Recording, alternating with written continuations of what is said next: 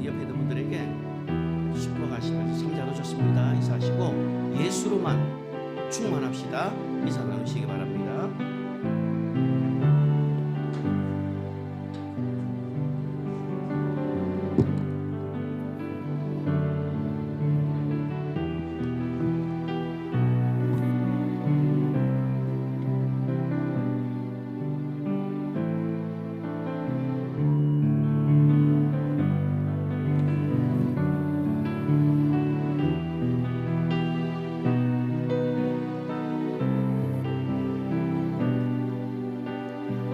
이 시간 새로운 찬양을 하나 배울 건데 한 주간 동안 제가 많이 고민하면서 묵상하면서 고백했던 내용입니다. 충만, 우리가 무엇으로 충만해져 있는지. 이 가사를 보면 가진 거 없어도 내가 무명이어도 내가 고난 중에도 견뎌낼 수 있는 것은 예수로 충만하기 때문에 내가 충만할 수 있고 이겨낼 수 있다라고 고백을 합니다. 우리가 찬양할 때에 정말 여러분의 고백처럼 예수로 충만할 수 있는 시간 될 수 있도록 우리 함께 고백합시다.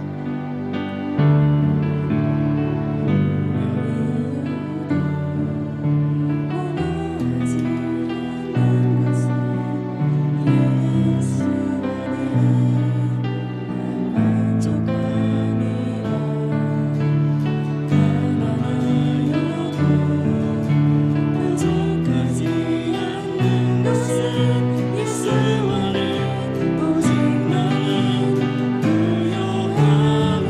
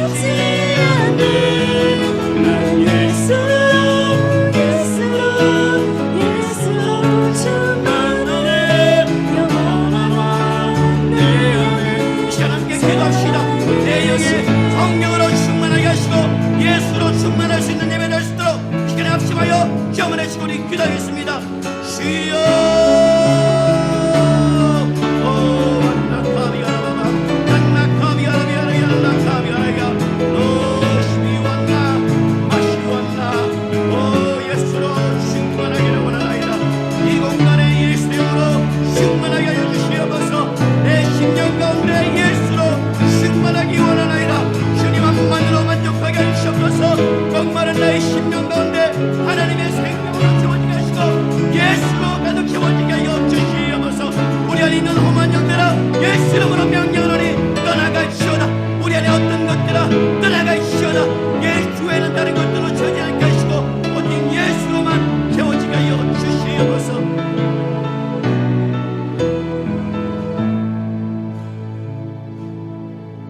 난 예수로 충만하네. 것들도 부럽지 않네. 난 예수로 충만하네. 영원한 왕 내 안에 다시 한번 고백합니다. 난 예수로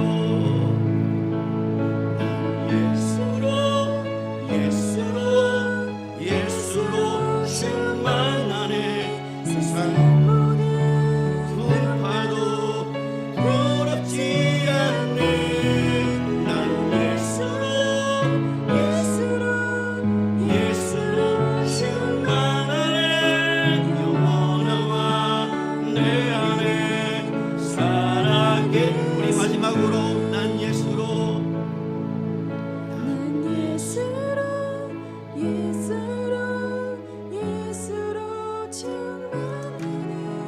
세상 모든 것들도 부럽지 난 예수로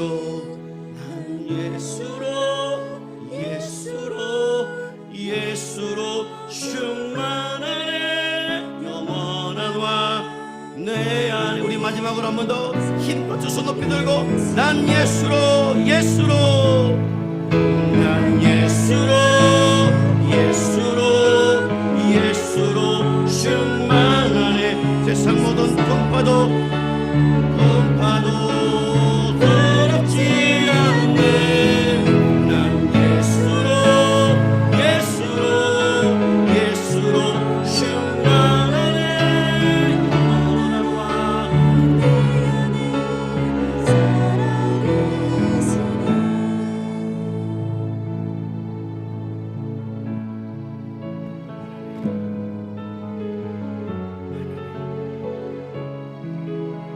이 시간 예수로 충만하니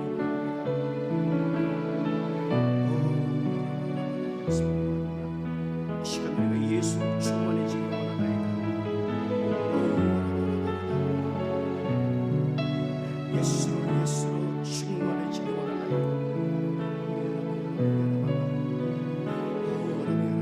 원하나이다. 예수 이 시간 채워주시옵소서. 예배 가운데 예수로 충만함을 입은 내가 되게 하여 주시옵소서.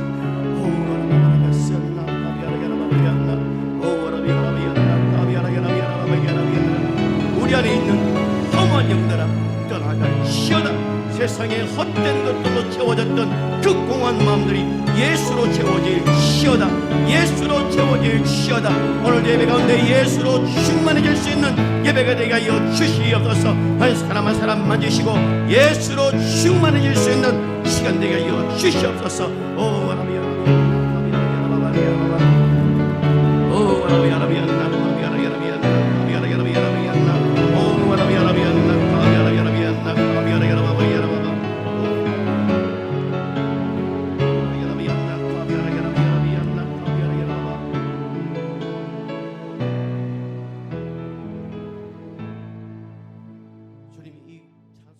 성경책에다가 손을 얹으세요. 성경에다가 여러분 손을 얹고 이 시간에 짧게라도 기도하겠습니다. 주님, 제가 이 말씀을 믿습니다. 이 하나님 말씀을 공경합니다. 이 말씀이 하나님의 말씀인 것을 내가 믿고 순종합니다. 하나님 말씀을 내가 이 시간 믿게 해주시고 하나님 말씀을 내가 인정할 수 있게 해 주옵소서. 정말로 말씀이 그러한가, 정말로 말씀을 정말로 우리가 인정하면서 우리가 말씀을 들을 수 있게 해달라고 여러분 손을 얹고 이 시간 함께 더 기도하고 말씀을 전하도록 하겠습니다. 기도하겠습니다. 오 하나님 감사합니다. 이 시간에 하나님의 말씀을 우리가 믿습니다. 이 하나님의 말씀을 내가 믿습니다. 하나님, 그냥 하나님 이 말씀이 그냥 흘러들어가는 말씀이 아니라 우리의 영으로 새겨지는 말씀 되어지게 하여 주시옵소서. 이 말씀을 공경하기를 원합니다. 오 아버지 하나님이여, 우리의 마음속에 하나님의 말씀이 머물게 해주시고 진리의 말씀이 우리 가운데 머물 때 참으로 내 제자가 되고 진리를 알지니 진리가 너희를 자유케 하리라고 했던 말씀처럼 하나님의 말씀 안에 거하는 자가 되게 하시고 이 말씀을 믿고 순종하는 자가 되게 하여 주옵소서. 예수님의 이름으로 기도합니다. 아멘. 자, 우리 성경 한 군데를 또 보겠습니다. 요한계시록 1장을 한번 보십시오. 요한계시록 1장 3절 함께 읽어보겠습니다. 이 예언의 말씀을 읽는 자와 듣는 자와 그 가운데 기록한 것을 지키는 자는 복이 있나니 때가 가까움이라. 아멘. 우리는 이 말씀이 읽고 듣고 그 가운데 뭐죠? 기록한 말씀. 이 기록한 것을 지키는 자는 복이 있습니다. 그래서 이 말씀 우리가 믿고 오늘도 하나님 말씀이 전해질 때에 그 말씀이 나에게 깨달음으로 오게 해주십시오. 이 말씀을 통해서 내가 다시 한 번 더 내 신앙을 준비할 수 있게 해달라고 여러분들이 그런 마음으로 하나님 말씀을 함께 나눴으면 좋겠습니다. 저는 이 말씀을 준비하면서 어떤 느낌을 받았냐. 첫 느낌이 우와, 이거 삼국지보다 더 재밌다. 이거 어떤 소설보다 더 재밌다. 이 내용이 오늘. 야, 그래서 저 혼자서 막 너무 또 기분에 설레가지고 야, 이 말씀이 너무 이렇게 재미있냐. 이렇게 재밌는 말씀인가. 이렇게 하면서 말씀을 오늘 준비하고 여러분 앞에 서게 되었습니다. 오늘 우리가 이 시대를 분별하자. 이 세대를 분별할 수 있어야 됩니다. 아멘. 예, 우리는 이 세대를 분별할 수 있어야 돼요.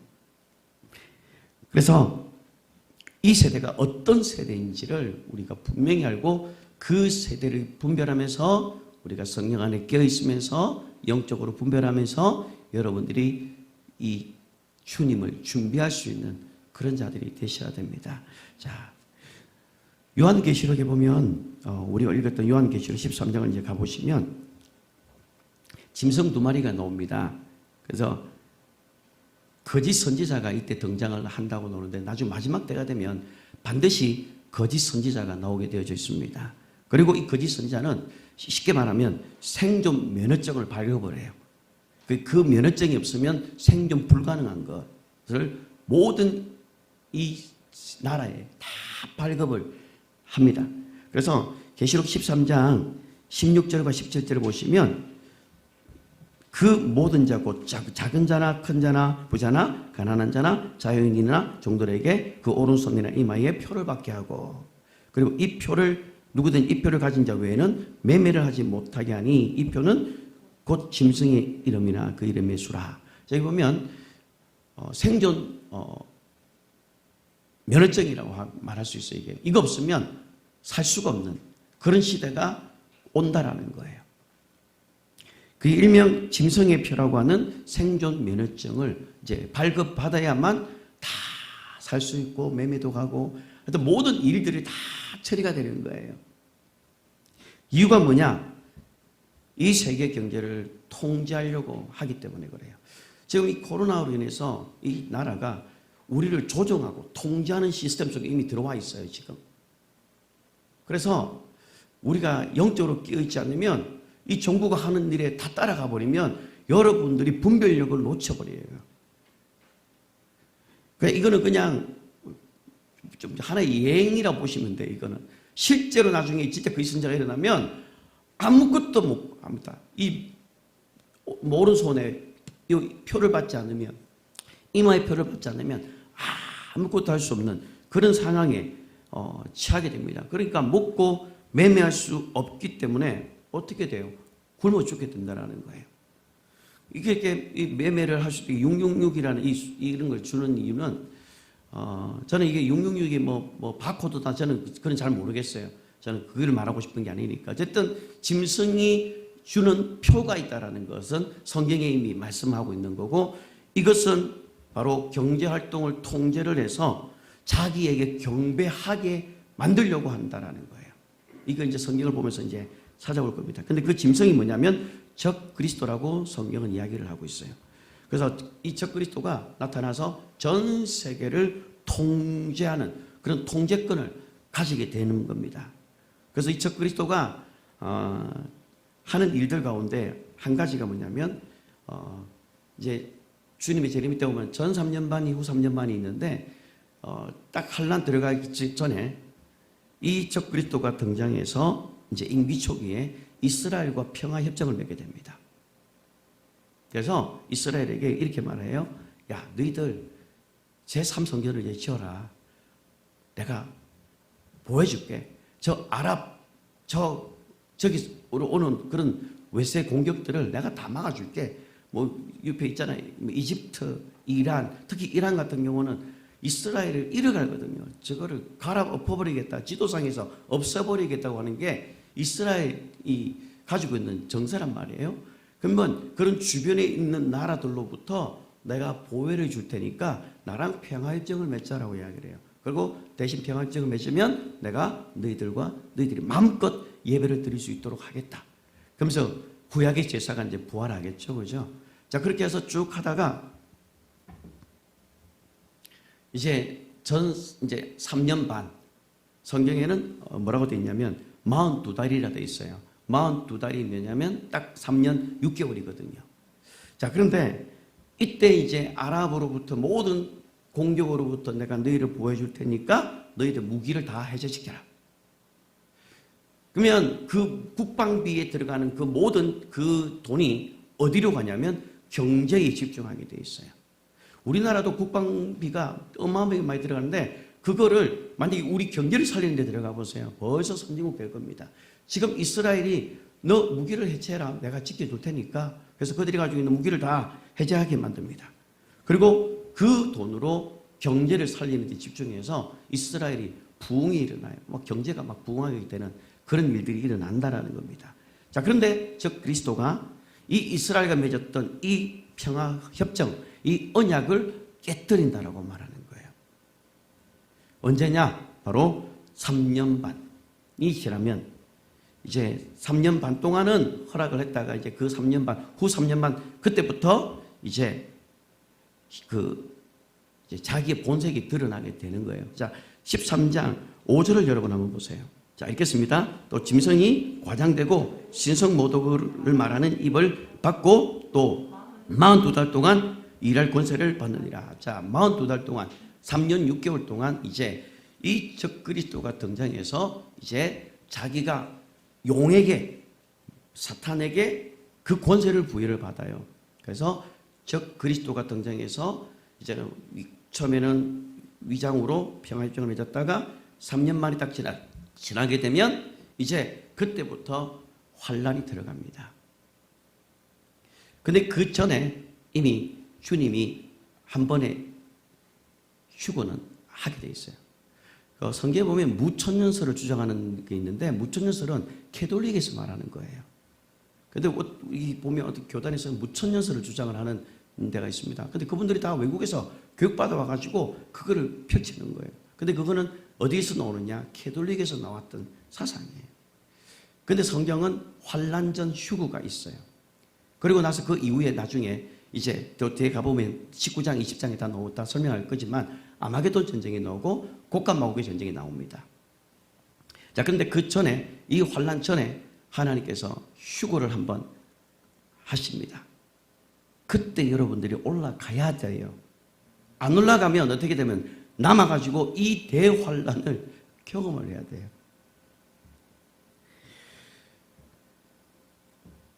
그래서 이 평화협정이 맺혀져 있는 동안 이제 이 적그리스도는 너희는 예배를 계속해도 좋다라고 하다가 이제 3년 만이 지나고 나면 예배를 드리지 못하게 합니다.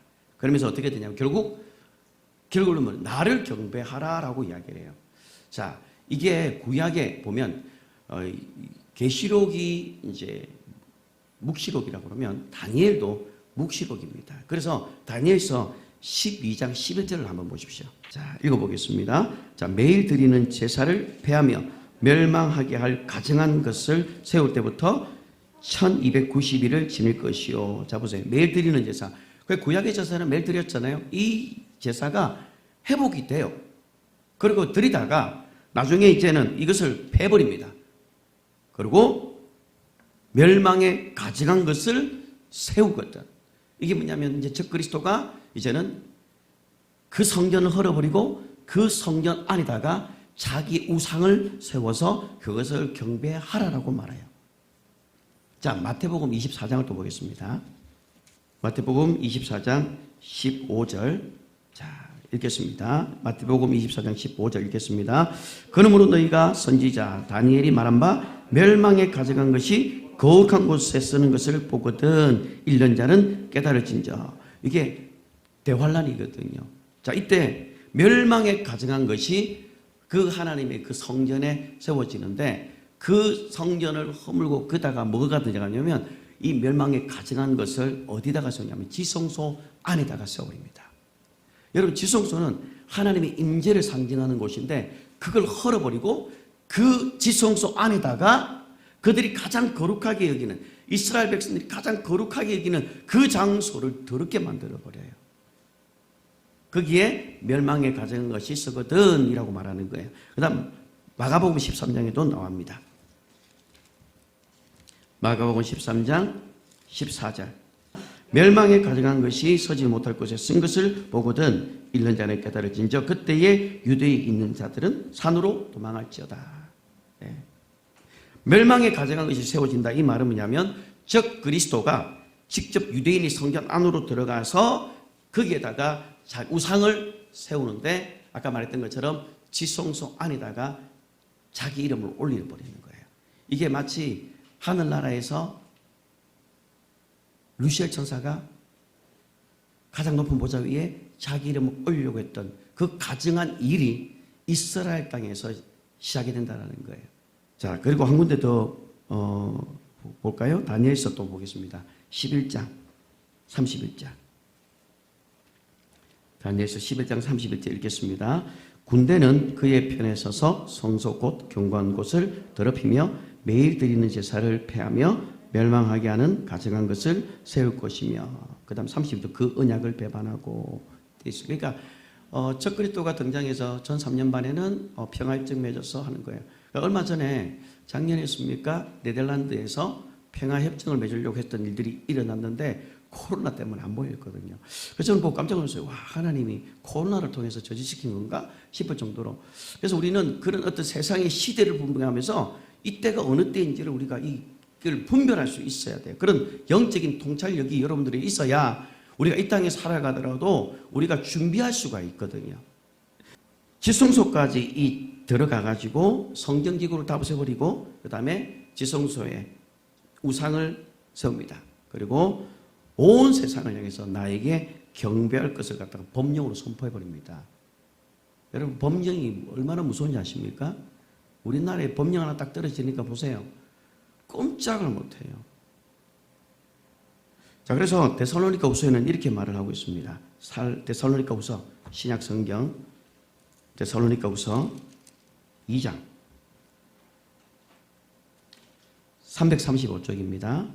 데살로니가 후서 2장 3절과 4절. 데살로니가 후서 2장 3절 4절 함께 읽겠습니다. 누가 어떻게 하여도 너희가 미혹되지 말라. 먼저 배교하는 일이 있고 저 불법의 사람 곧 멸망의 아들이 나타나기 전에는 그날이 이르지 아니하리니 그는 대적하는 자라 신이라고 불리는 모든 것과 숭배함을 받는 것에 대항하여 그 위에 자기를 높이고 하나님의 성전에 앉아 자기를 하나님이라고 내세우느니라. 예. 이제 이런 날이 실제로 있다라는 거예요. 이게 여러분 상상 속에 있는 게 아닙니다. 실제로 일어나고 있는 일이에요. 예. 여러분, 우리가 코로나가 올 거라고 생각했겠습니까? 마스크를 벗고 다니면 이상하게 쳐다보는 그런 걸 상상을 했겠습니까? 근데 실제로 일어났잖아요, 지금. 마찬가지로 이 성경은 우리가 기록된 것을 믿어야 되고 이 기록된 이 사실은 반드시 이루어지는 일들입니다. 그래서 우리는 이것을 보면서 우리 시대를 분별할 수 있는 눈을 가졌으면 좋겠어요. 자, 그렇다면 적 그리스도가 믿는 자들을 핍박을 합니다. 그러면 어느 수준까지 핍박을 하느냐? 이걸 알아야 돼요. 어느 수준까지 믿는 자들이 핍박할까? 왜 이게 우리에게 중요한 질문이냐면 이 핍박의 대상이 여러분들이기 때문에 그래요, 이게. 그리고 여러분들이 이제 나는 뭐 이따가 뭐 주님 부르면 가면 그만이지만 이제 뭐요? 남아있는 여러분의 자녀들이 이제는 이거 대상이 되는 거예요. 우리들의 자녀가 이 대상 속에 들어간다라는 거예요. 내가 당하는 일이기도 하지만 우리의 자녀들이 당하는 현실이기 때문에 이거는 분명히 우리 중요한 질문이 되어야 된다는 거예요. 우리가 이때 당하는 이 핍박은 눈에 드러나는 핍박뿐만 아니라 드러나지 않는 핍박들도 있습니다. 요즘에 이 코로나 때문에 미접종자들이 얼마나 핍박 아닌 핍박을 받고 있어요. 밥도 제대로 못 먹고 다녀요. 그러니까 이건 아무것도 아니에요. 이거는 여러분, 제가 지금 말하는 거는 미접종자고 뭐 맞았다 이걸 제가 지금 하는 게 절대 아닙니다. 예시를 든 거예요. 지금 우리가 지금 물건을 사고 파는 거 지금은 배달을 시키면 가능하겠지만 그때는 이 표가 없으면 아예 물건 자체를 구매할 수 없는 그런 완전한 컨트롤 시대가, 통제 시대가 온다라는 거예요. 집에 아무리 냉장고를 많이 사놔도 그거 뭐 1년을 가겠습니까? 먹을 게 다 떨어지게 되면 어떻게 되겠습니까? 그래서 휴거되지 못하고 이 땅에 남게 되면 대환란을 통과하게 되고, 이 대환란 기간 때에는 지구 곳곳에 엄청나게 많은 기아와 굶주림과 그런 일들이 비참하게 일어난다는 것을 성경은 말을 하고 있다는 거예요. 그때는 전 세계가 하나의 세계로 통합이 됩니다. 지금도 지구 반대편의 일들을 30분이면 일어나는 거 다 합니다. 그래서 이 세계 경제 대통령이 이 모든 것을 컨트롤하면서 이 경제적인 혜택을 만약에 받지 못하게 되면은 굶어 죽고 또 뭐 어떻게 막 잡혀가고 이런 일들이 실제적으로 일어난다라는 거예요.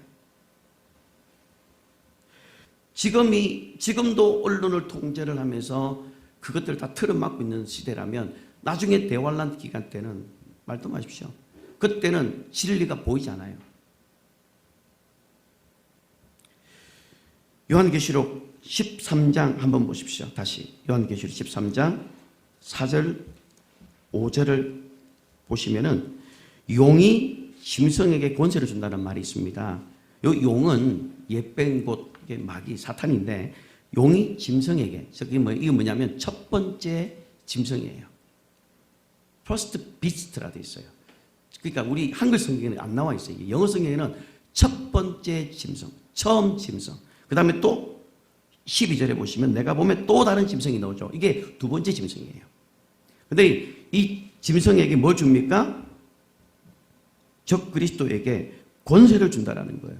그리고 용에게 경배하며 짐승에게 경배하게 하여 이르되 누가 이 짐승과 같으리요 누가 능히 이와 더불어 싸우리요.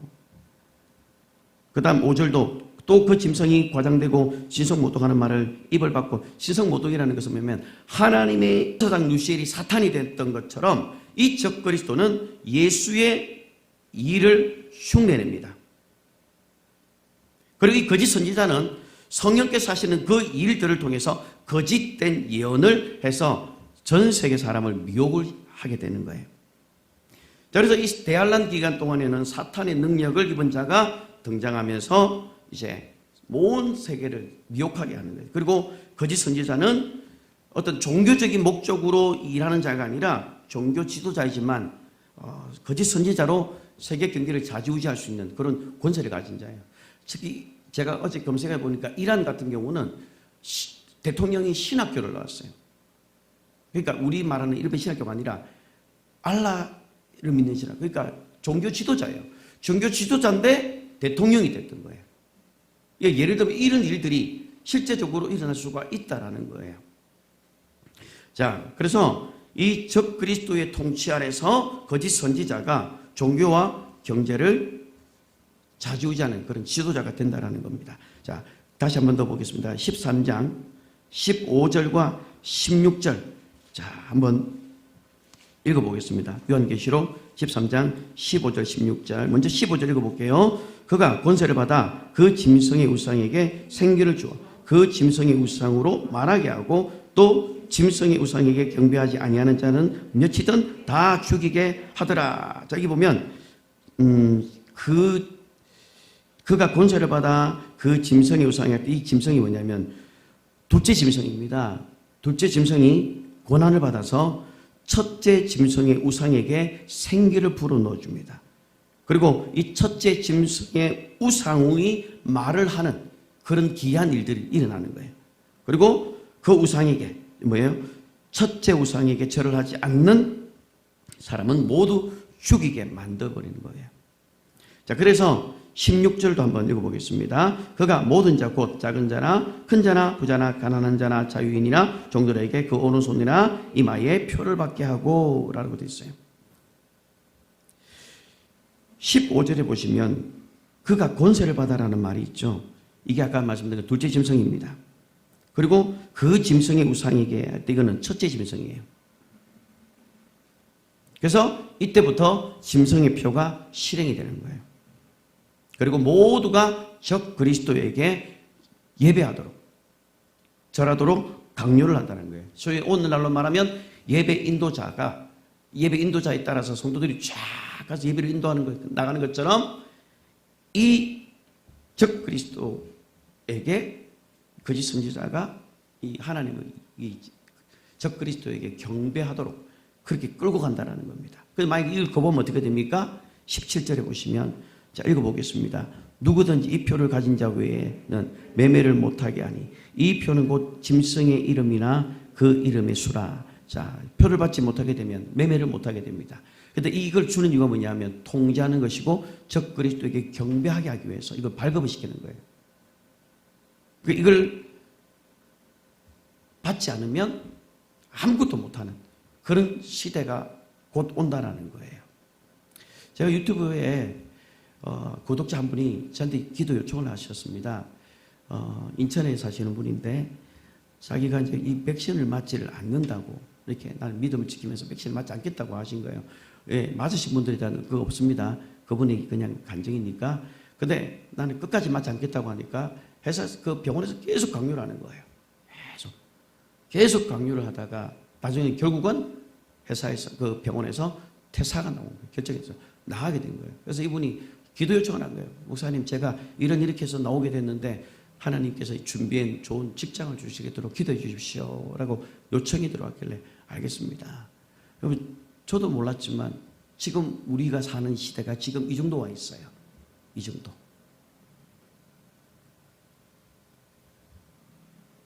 머지않아 성경에 기록된 대로 이루어질 것이다라는 거예요. 이 표를 받지 않게 되면 지금 우리가 경험하는 이것보다 더 진짜 험한 꼴을 보게 되는 거예요. 그래서 이 표를 받게 되면 어떻게 하는 거예요? 만약에 이 표를 받게 되면 짐승에게 굴복하는 거와 똑같은 거예요. 그래서 어떤 분은 이 666 받아도 괜찮다, 구원과 상관없다고 말하는데 아닙니다. 이 짐승의 표를 받는 그 자체가 내가 짐승을 예배하는데 굴복한 거예요, 이게. 우리 대한민국이 일제에 치하에 있다가 나중에 그 일제 치하에서 어떻게 했습니까? 많은 목사님들이 천황 쪽을 향해서 절을 하고 그리고 막 세례 비슷한 걸 하고 많은 목사님들이 그랬습니다. 그리고 끝나고 얼마 뒤에 해방되고 얼마 되지 않아서 6.25가 일어났었어요. 그러니까 모든 일들 다 원인이 있는데 대한민국 그런 비극을 지나면서 하나님 앞에 엄청나게 기도를 했었어요. 그런데 우리가 이 표를 받게 되면 이 짐승을 예배하는데 굴복하는 것이기 때문에 여러분, 이거는 구원의 상실될 뿐만 아니라 성경에 분명히 기록되어 있습니다. 불못에 들어간다고 되어 있어요. 요한계시록 13장 12절을 다시 한번 보십시오. 자, 요한계시록 13장 12절 읽어볼까요? 그가 먼저 나온 짐승의 모든 권세를 그 앞에서 행하고 땅과 땅에 사는 자들을 처음 짐승에게 경배하게 하니 곧 죽게 되었던 상처가 나은 자니라. 보세요. 먼저 나온, 여기서 먼저 나온이 뭐죠? 여기서 먼저 나온 짐승의 모든 권세를 그 앞에 주셨으니, 그러니까 둘째 짐승은 첫째 짐승이 가진 모든 권세를 그 첫째 짐승에게 짐승을 대신해서 그 첫 번째 짐승을 대신해서 행사를 했다라는 겁니다. 그리고 보세요. 땅과 땅 위에 사는 사람들로 하여금 치명상을 입었는데 이게 회복이 됩니다. 그러니까 사람들이 깜짝 놀랍니다. 세상의 모든 사람들이 치명상을 입었던 그 짐승이 적 그리스도가 살려버리니까 그 기사를 통해서 많은 사람들이 저 신이다라고 하면서 그거를 경배하기 시작한다라는 거예요. 이 적그리스도는 모든 통제권을 얻었기 때문에 자기가 하고 싶은 일은 무슨 일인지 다 할 수 있는 그런 최종적인 권한을 부여받게 됩니다. 이때 표를 거부하는 사람들은 다니는 회사를 잘릴 수도 있고, 그리고 어떤 공동체에서 왕따를 당할 수 있고, 그리고 심지어 교회 안에서도 들어오지 못하게 합니다. 참 슬픈 소식은 교회에 코로나 백신을 맞지 않으면 본 예배를 들어오지 못하게 하고 있는 게 지금 서울의 대형교회, 다는 아니지만 몇몇 교회가 지금 그걸 하고 있어요. 그래서 맞지 않으면 다른 예배를 오라고 그렇게 합니다. 실제로 듣기도 해요. 제가 서울에 자주 가니까요. 여러분, 이게 지금 일어나고 있는 대한민국의 현실이고, 성경에 지금 적그리스도가 등장할 때는 이보다 더 어마어마한 통제 속에 핍박이 여러분들을 따라오게 된다는 거예요.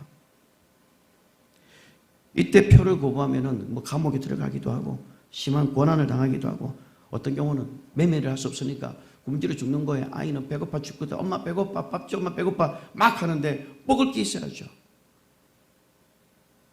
그럼 어떻게 됩니까? 산으로 들어가서 부풀리게 먹고 그런 또 끔찍한 생활들을 해야 된다는 거예요. 모든 경제활동이 제한을 받게 됩니다. 이렇게 예배를 드리는 것도 그때는 마음껏 못합니다. 지금도 와서 공무원 와서 가면 지금도 와서 보고 가는 데가 있대요. 부산 어디에. 아직도 공무원이. 그걸 다 검사를 하는 거예요. 어떤 나라는 코로나 백신 백신 백서가 없으면 버스를 타지 못합니다. 어떤 교통편도 타지 못하고 심지어는 영업도 못하는 그런 나라가 지금 있어요. 그런데 우리가 이 대환란이 왔을 때는 지금 우리가 경험하는 것보다 훨씬 더 현실적인 고민을 여러분들이 하게 된다는 겁니다. 자, 요한계시록 14장을 한번 보겠습니다. 요한계시록 14장 12절을 한번 보겠습니다. 성도들의 인내가 여기 있나니 그들은 하나님의 계명과 예수에 대한 믿음을 지키는 자니라. 이때는 성도들의 인내가 필요한 시기예요. 그래서 이 인내를 통과하는 자만이 나중에 주님이 이 땅에 오실 때에 들어갈 수 있는 자격이 되는데, 그걸 인내하는 자들이 그렇게 많지 않다라는 거예요. 너무너무 고통스럽기 때문에. 약간의 불편함을 감수하도록 맞는 거예요. 그러니까 죄송합니다. 이거는 여러분들이 해서 아니라 백신을 맞는 이유는 왜냐면, 왜 안 맞느냐면 남에게 피우지 마라. 그래 맞아야 된다. 이렇게 말을 하는 거예요. 안타까운 게. 남에게 피해를 주기 위해서 맞는 게 아니라, 그러면 우리가 신앙도 그런 문제를 듣고 난 다음에 이거는 큰일 나는 거예요. 자, 그 다음 요한계시록 14장 12절에 한번 보시면 이때 성도들이 인내가 필요하고, 그 다음에 수많은 배교자가 여기서 그때 나오게 됩니다. 교회가 버립니다. 교회가 그 짐승에게 절을 하게 됩니다. 지금도 보면 교회 안에, 한국 교회 안에 배교의 영이 흘러가고 있어요. 그래서 뿌리부터 지금 다 썩었어요, 지금. 그래서 저는 한국 교회가 지금 종교개혁을 해야 될 때라고 저는 믿어요. 저 목사지만. 거기에 대한 심각성을 못 느낍니다, 지금 이거를. 자, 그 다음에 이때 되면 이제 엄청난 핍박이 오고, 그때 감옥에 갇히거나 배교를 하거나 순교를 하거나, 그런데 순교할 사람이 그때 많지 않다라는 거예요. 순교할 수 있는 그 믿음의 능력이 없기 때문에 거의 다 바꿉니다. 자, 그래서 우리는 이 환란이 오기 전에 여러분들이 신구단장하셔서 깨어있어서 성령 충만한 삶을 날마다 살면서 주님이 오실 때, 그때 여러분들이 첫째 부활에 먼저 들어가 버려야 됩니다. 여러분들이 그런 자들이 되시기를 바랍니다. 이 땅에 남아있어서는 안 돼요. 남는 것 자체가 진짜 재앙이고 저주가 시작됩니다. 진짜 이를 갈면서 내가 그때 잘 믿을 걸, 내가 그때 예수 똑바로 믿을 걸, 내가 그때 내가 정말로 성령 충만할 걸, 내가 그때 정말 교회 신앙생활 잘할 걸. 후예밖에 안 남게 돼요. 그 시대는. 나중에 거짓 선지자는요, 자기 힘이 이제 모든 권을 통제를 하게 되니까 이 거짓 선지자가 이제 어떻게 하냐면 이스라엘을 지도상에서 없애려 버리려고 합니다. 그래서 이스라엘과 전쟁을 일으켜서 이스라엘을 지도상에 없어 버리려고 하는 이유가 뭐냐? 하나님의 도성이거든요. 여기가 예수님이 유대인이고 그 유대인은 말살시켜야 돼요. 여러분, 마틴 루터가 반유대주의자였어요. 그러니까 그 영향을 받아서 히틀러가 그걸 그대로 받아서 유대인들을 경멸했던 거거든요.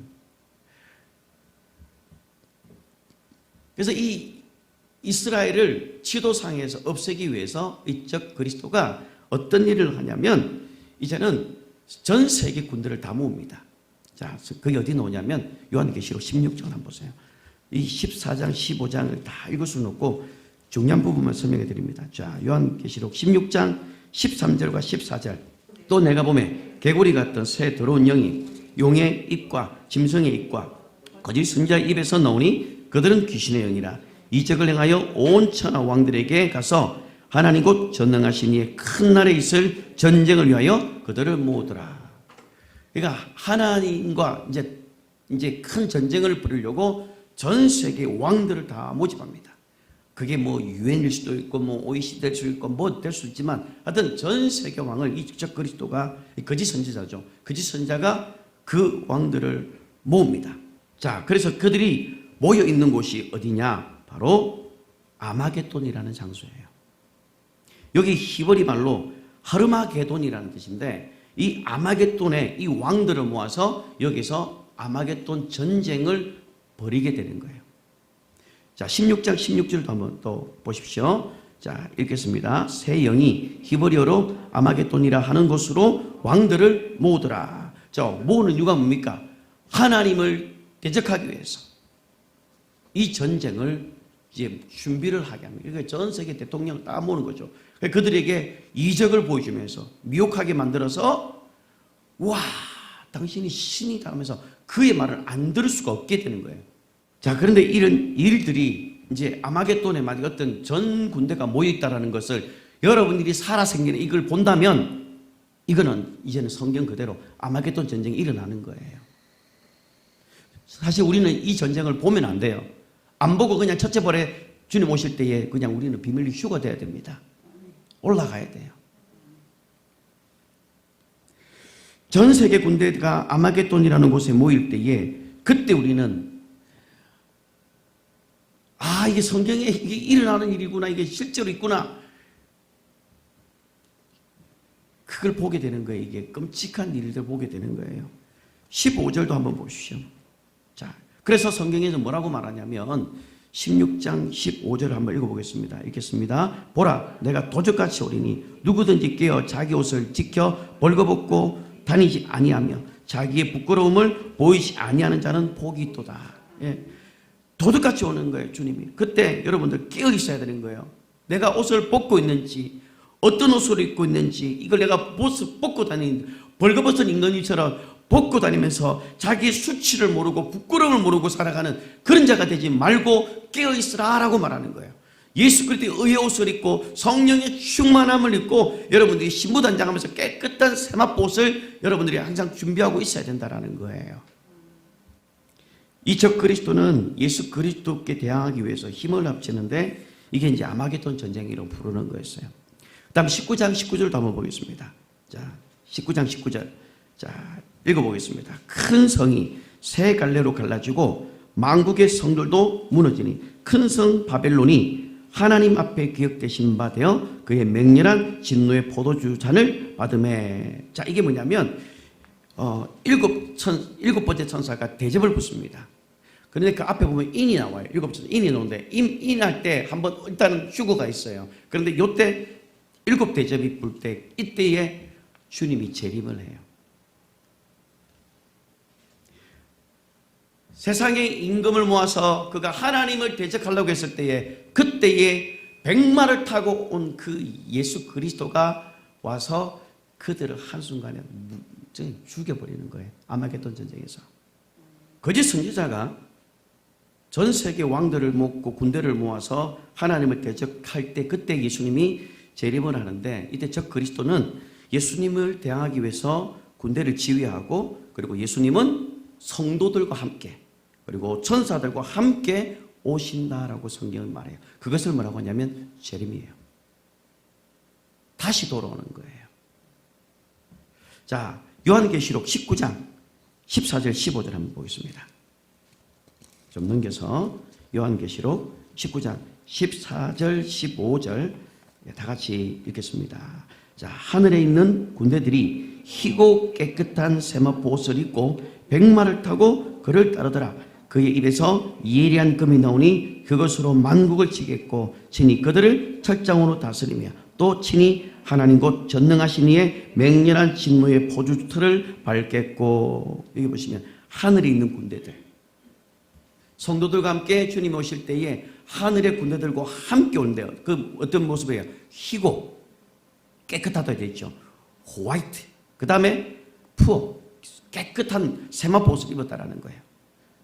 그들이 누구를 따라가냐? 백마를 따라가는 거예요.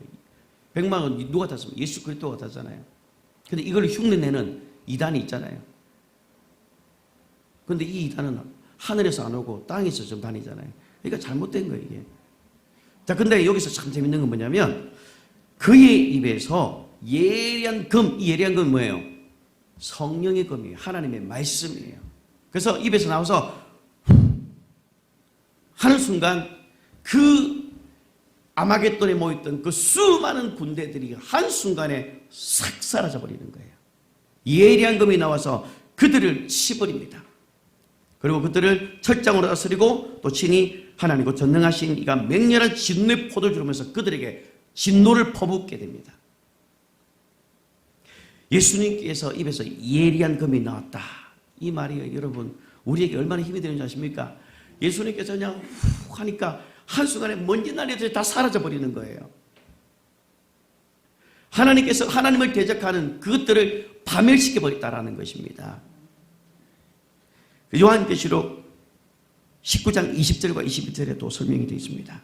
자, 19절 20절 읽어보겠습니다. 짐승이 잡히고 그 앞에서 표적을 행하던 거짓 선지자도 함께 잡혔으니 이는 짐승의 표를 받고 그의 우상에게 경배하던 자들을 표적으로 미혹하던 자라. 이 둘이 산채로 유황불 붙는 못에 던져지고 그 다음에 그 나머지는 말탄 자의 입에서부터 나오는 금의 죽음에 모든 새가 그들의 살로 배불리더라. 여러분, 이 하나님이 저는 이게 얼마나 감격스럽습니까? 아무리 진흙같이 철이같이 어둡다 하더라도 빛이 들어오면 그 어둠이 사라지는 것처럼 아무리 이 세상에 악이 가득한다 하더라도 반드시 종국에는 주님이 승리하실 것이고 주님이 다시 오셔서 모든 악들을 진멸시키는 거예요. 그래서 하나님 아들이 나타나신 것이 진짜 여기서 마귀가 진멸되는 거예요. 근데 마귀 진멸이 좀 더 뒤에 가서 이게 나오긴 하지만 그것도 한번 볼 겁니다.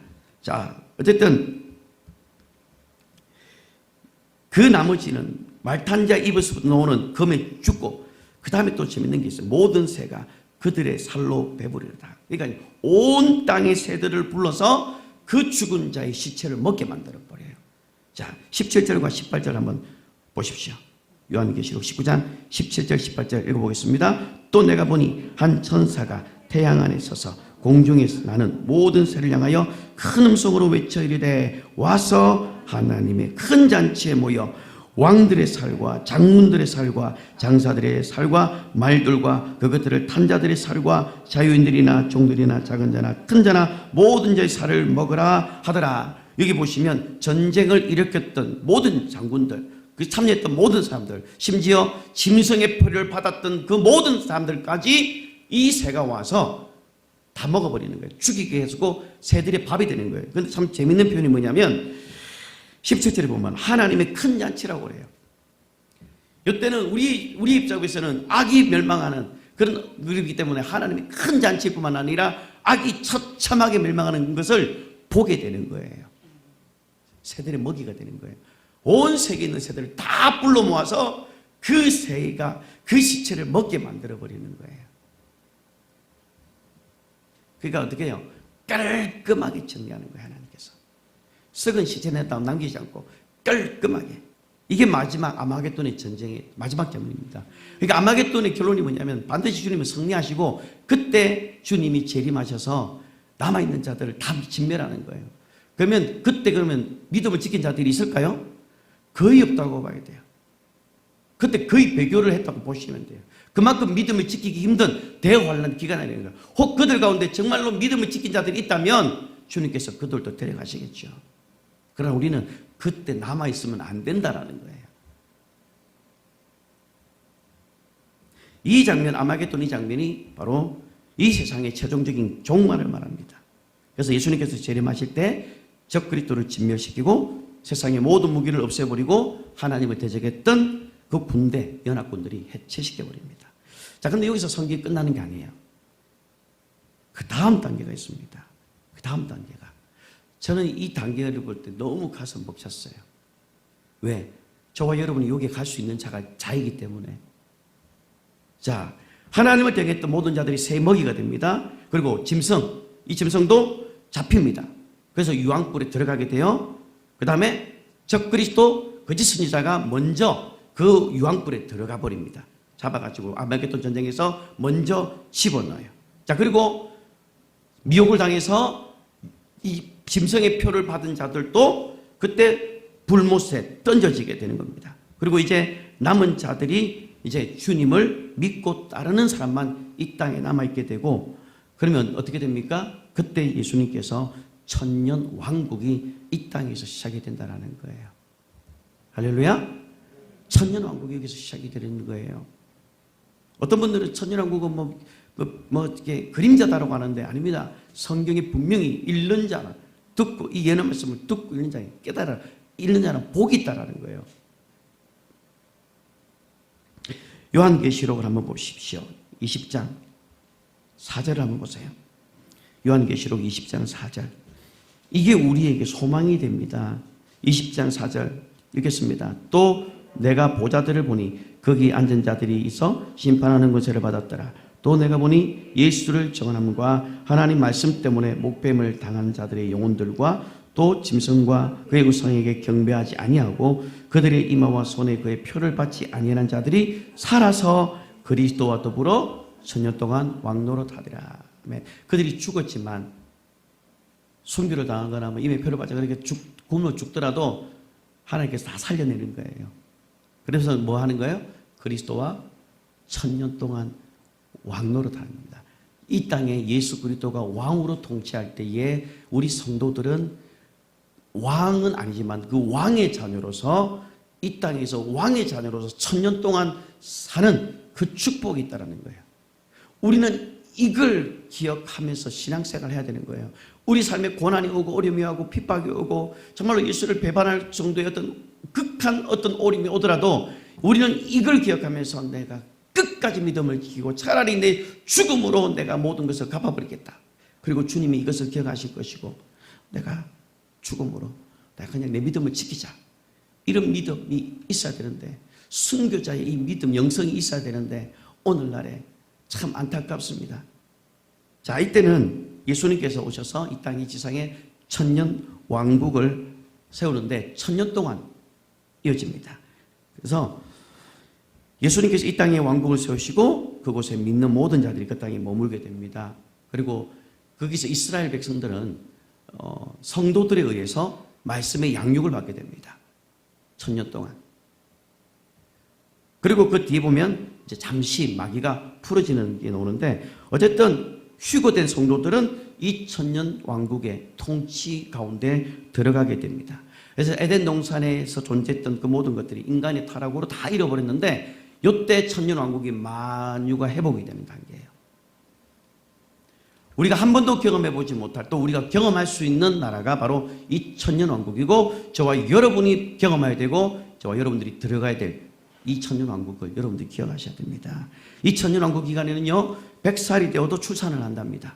그리고 죽음도 질병도 없는 기간이 천년 왕국이에요. 요한계시록 20장 1절부터 3절을 또 한번 보시면 천사가 무저갱의 열쇠와 큰 쇠사슬을 가지고 하늘로부터 내려와서 이제 용을 잡습니다. 그 용이 뭡니까? 옛뱀 곧 마귀 사탄이에요. 이 사탄을 1000년 동안 결박해서 무적행에다가 가둬놓습니다. 그리고 그것 위에다가 임봉을 해서 1000년이 찰 때까지 다시는 만국을 미혹하지 못하도록 딱 묶어놓습니다. 그런데 나중에 잠시 풀어집니다. 그 1000년 동안 묶여지는 동안 이 땅에는 천년왕국이 실현되는 거예요.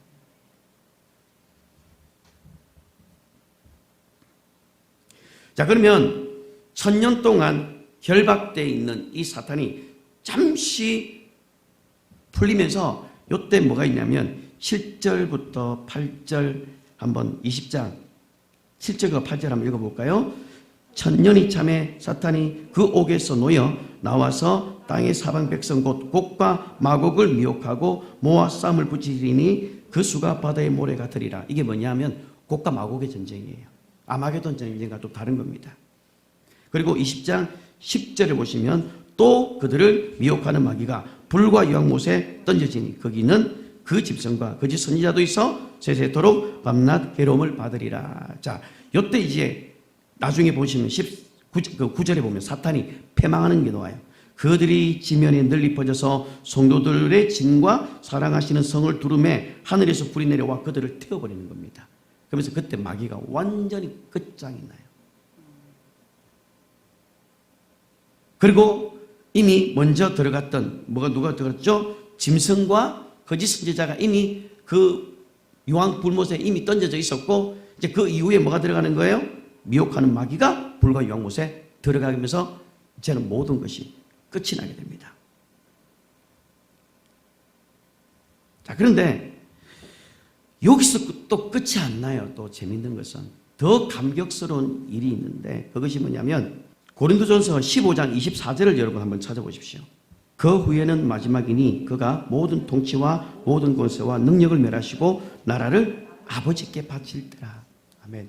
천년왕국이 끝나고 이제 사탄이 이제는 유황불에 체중 갖추고 나면 그때 뭐냐면 아들의 나라를 아버지께 바치는 이 엄청난 영광스러운 것들을 우리가 나중에 보게 된다는 거예요. 이 너무 멋진 강령이잖아요. 이 모든 것이 영원 전에 하나님께서 다 계획하셨던 거였어요, 이게. 그래서 주님께서는 이 천년왕국을 아버지 손에 바치게 되고 이 천년왕국이 모든 만물을 원상복귀라고 우리가 한다면 이제는 아들이 아버지께 바치는 그 기간은 뭐냐면 영원으로 확장이 되는 거예요, 이제는. 이 땅이 회복이 됐다면 이제는 아들이 아버지께 바치는 이때는 영원으로 확장이 되는데 이걸 천국이라고 부르는 거예요. 하나님께서는 이 일을 위해서 영원전부터 아버지가 의도를 가지고 계셨고 아들이 그 의도대로 육신을 입고 이 땅에 오셔서 인자로 오셔서 그리스도로 고난을 받고 죽으시고 인자로 부활하셔서 하늘 보좌에 앉으시고 아버지께 약속한 그 성령을 부어주시고 이제는 은혜 시대 속에 있다가 이제 때가 되면 다시 그분이 인자로 오셔서 이 마귀를 진멸하러 치우신 판으로 오신다는 거예요. 그리고 이 땅에 천년왕국을 하고 그리고 난 이후에 마귀를 최종적으로 가두고 그 다음에 이제는 아버지께 이 나라를 바치는. 그래서 예수님께서는 우리 모두가 이 천국에 들어오기를 원하신다는 거예요. 그런데 만약에 우리가 이 천국에 가지 못한다면 그거는 하나님께서 여러분들을 원하지 않았어가 아닙니다. 하나님이 아시는 한 그리고 하나님이 하시는 모든 일을 다 하셨습니다. 아버지 품속에 계신 독생하신 하나님이 육신을 입고 이 땅에 독생자를 주셨고 말씀이신 하나님께서 육신을 입고 오시도록 고난을 받으시고 인간의 죄 때문에 죽음을 경험하시고 인류의 죄값을 다 십자가로 가지고 그것을 끝장내셨다라는 거예요. 그리고 우리에게 구원이라는 선물을 허락하셨고 구원을 얻는 자는 영원한 생명, 영생을 하나님은 약속하셨다라는 거예요. 이 영생을 어디 있어요? 아들이 아버지께 이 천년왕국 바치는 그때 그 천국에 여러분들이 들어가서 그 영원한 생명을 누릴 수가 있다라는 거예요. 모든 사람은 언젠가는 죽습니다. 성경에 있는 것처럼 한 번 죽는 것은 사람에게 정한 것이요 고에는 심판이 있다라는 말씀처럼 모든 사람은 죽게 되었습니다. 그래서 죽게 되어서 나중에 여러분들이 하나님 앞에 섰을 때에 그때 하나님이 여러분에게 다음과 같은 질문을 할 때 여러분들 어떻게 대답하시겠습니까? 야, 너는 왜 천국에 들어와야 하니? 우리 아버지가 나를 위해서 기도해 줬거든요. 나는 갈 수 있다고 믿었어요. 여러분, 그때는 우리가 주님은 나의 주시며 나의 하나님이십니다. 주는 그리스도시요 살아계신 하나님이십니다. 예수님이 나의 모든 죄값을 가지고 하셨습니다. 그래서 예수님께서 나에게 구원을 주시고 나는 그 이름을 믿음으로 말미암아 영생을 얻었기 때문에 나는 천국에 들어가려고 합니다 라고 하는 그 믿음을 고백할 수가 있어야 됩니다. 혹시 우리들 가운데 아직 예수가 누구인지를 제대로 모르고 또 여러분 친척과 가족과 부모 가운데 아직도 예수가 누구인지 모르고 진심으로 고백하지 않는 분이 계십니까? 오늘 이 말씀을 제가 여러분에게 전하는 것은 큰 환난이 있다라는 어떤 두려움을 조장하기 위해서 주는 게 아닙니다. 내가 만약 들림받지 못하면 어떻게 하지라는 그런 두려움을 주려고 하는 것이 아니라 다만 하나님께서 여러분들을 진심으로 사랑하신다라는 겁니다. 그래서 아버지 품속에 계신 독생하신 하나님께서 말씀이 육신이 되어 이 땅에 오셔서 죽음을 경험하시고 인간의 죄를 아들에게로 옮겨 놓으실 정도로 하나님 나를 사랑하시고 그것을 여러분들이 믿으면 된다라는 거예요.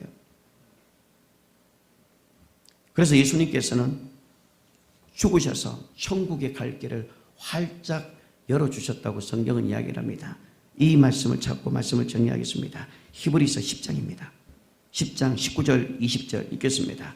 그러므로 형제들아 우리가 예수의 피를 힘입어 성소에 들어갈 담력을 얻었나니 그 길은 우리를 위하여 시장 가운데로 열어놓으신 새로운 살 길이요 시장은 그의 육체니라.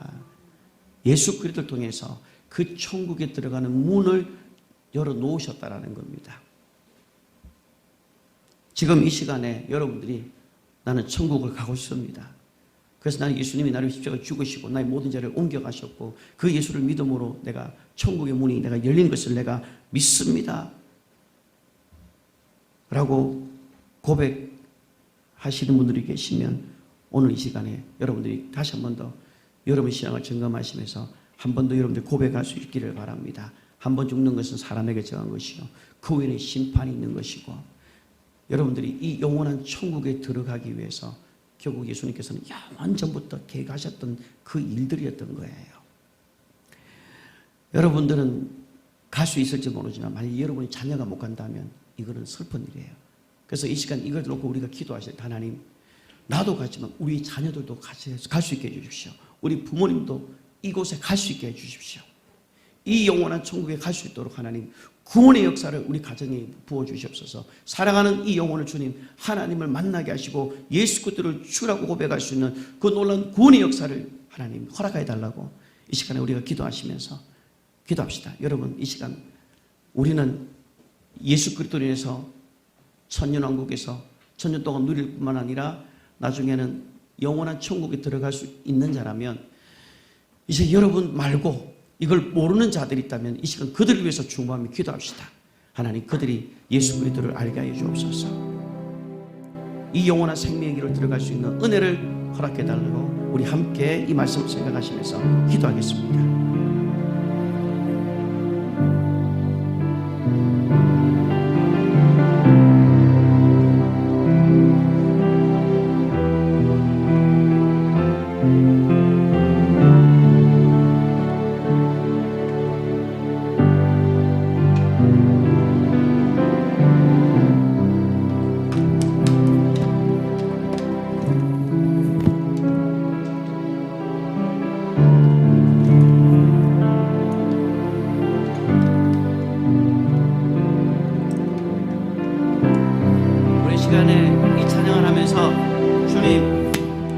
주님을 맞이할 그 등불을 준비하며 주님의 순결한 신부로 준비되어지며 살아갈 수 있게 하여 주옵소서.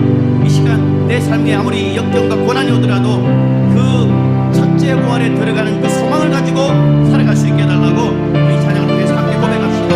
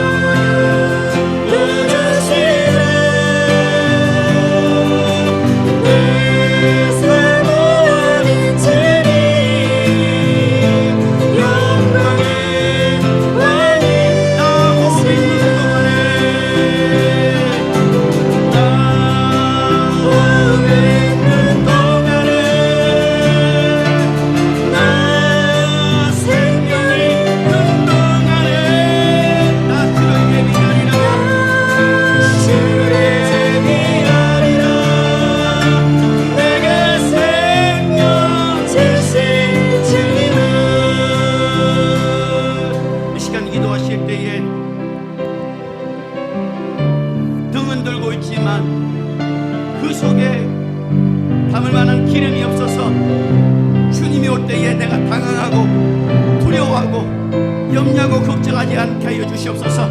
슬기로운 처녀처럼 등을 준비하고 그 속에 기름을 준비하며 다시 오시는 주님을 기다리며 살아갈 수 있게 하여 주옵소서. 주님의 순결한 신부로 살아가게 하시고 성령으로 충만한 삶을 살게 하여 주시옵소서. 시간이 걸어놓고 우리가 시험을 해주시고 기도하겠습니다. 주여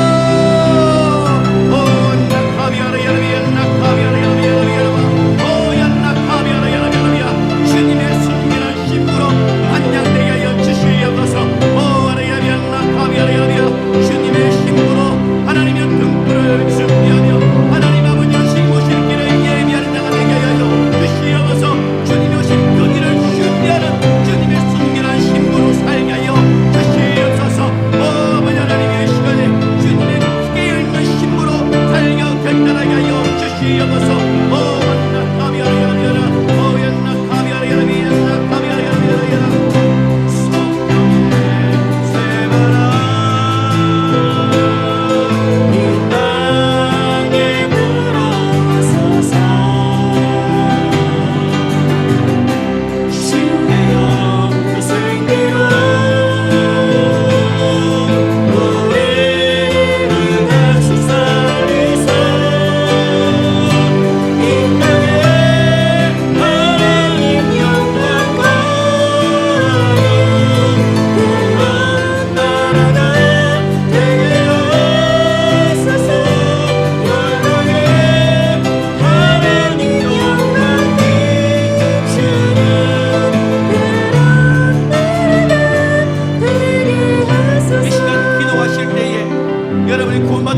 기도하십시오.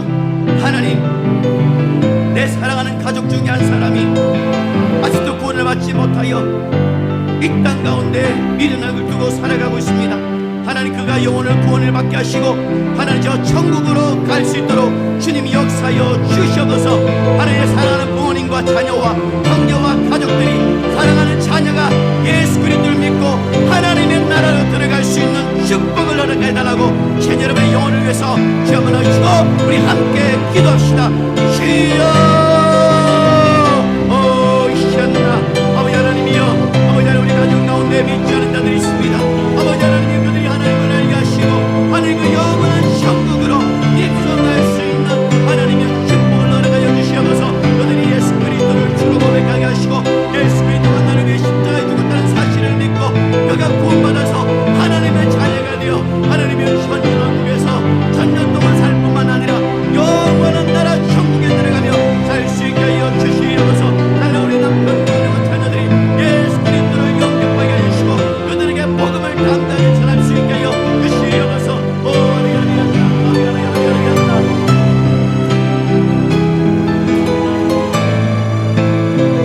이 시간 한 번 더 기도하실 때 하나님, 성령 충만한 삶을 살게 하여 주옵소서. 내가 성령 충만하여 복음의 증인으로 살게 하여 주시옵소서. 성령으로 충만하게 해달라고 시간을 시험을 해주고 우리를 위해서 기도하겠습니다. 주여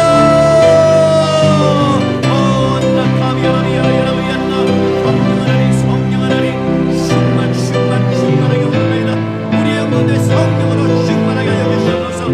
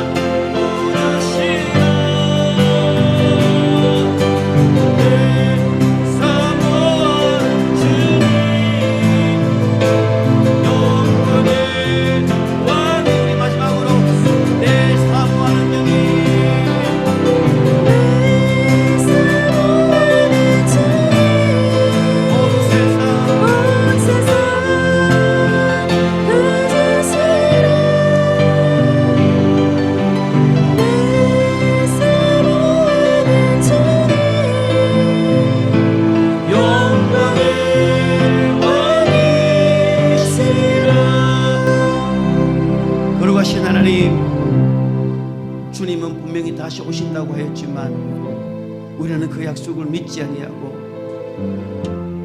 내 계획과 내 생각대로 살고 있음을 주님 용서하여 주시옵소서. 그 약속을 우리가 믿고 다시 오실 그 주님을 소망하며 살게 하여 주시고, 매 순간마다 성령 안에서 깨어있게 하시고 주님의 순결한 신부로 단장하게 하여 주시옵시고, 우리 주변에 있는 모든 자들이 그 영원한 천국으로 들어갈 수 있도록 우리의 기도가 멈추지 않게 하여 주옵소서. 우리 자녀가 천국으로 들어갈 수 있도록 기도가 멈추지 않게 하시고, 우리 사랑하는 부모님이 천국에 갈 수 있도록 우리의 기도가 멈추지 않게 하여 주시옵소서. 우리의 사랑하는 남편이 예수 그리스도를 알아서 천국에 들어갈 수 있는 그 기도가 멈추지 않게 하시고, 주님 오실 때까지 우리가 주님의 깨끗한 신부로 단장하며 살게 하시고 성령 충만한 삶을 살게 하여 주옵소서.